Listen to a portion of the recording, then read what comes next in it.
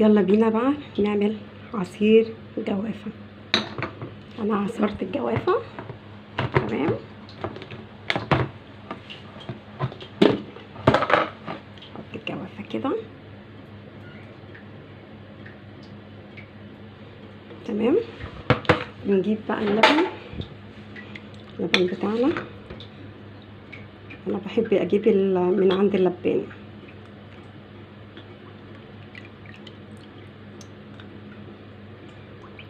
بصوا احلى عصير جوافة، احلى عصير جوافة هيعجبكم.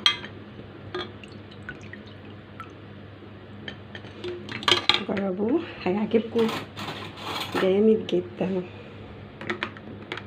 نقلب كده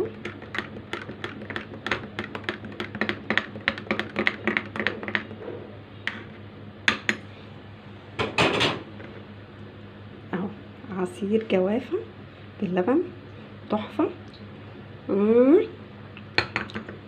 تحفة تحفة تحفة. شايفين اهو، جميل جدا جدا. تعالوا بقى اقول لكم، اما يبقى في فاكهة زيادة زي دي هتجيبوا من عند المستلزمات الحاجات بتاعة البيت. هتجيبوا اهو يا زي دي كده اهي، افتحوها كده شايفين، وتغطوا بيها الفاكهة عشان ما ينفعش تتحط في التلاجة كده مش متغطية.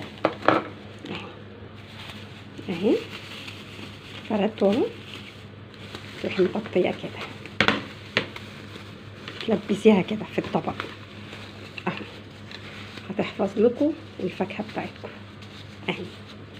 تحطوها كده في التلاجة تقعد لأطول وقت ممكن اهو.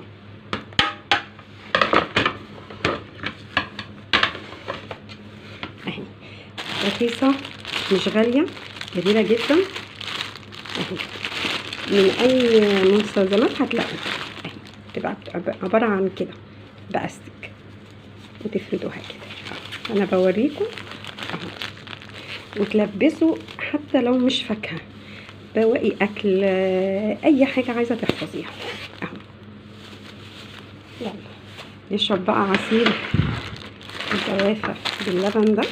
اتفضلوا معايا، الف هنا. اشوفكم بقى في فيديو جديد، اقول لكم باي باي.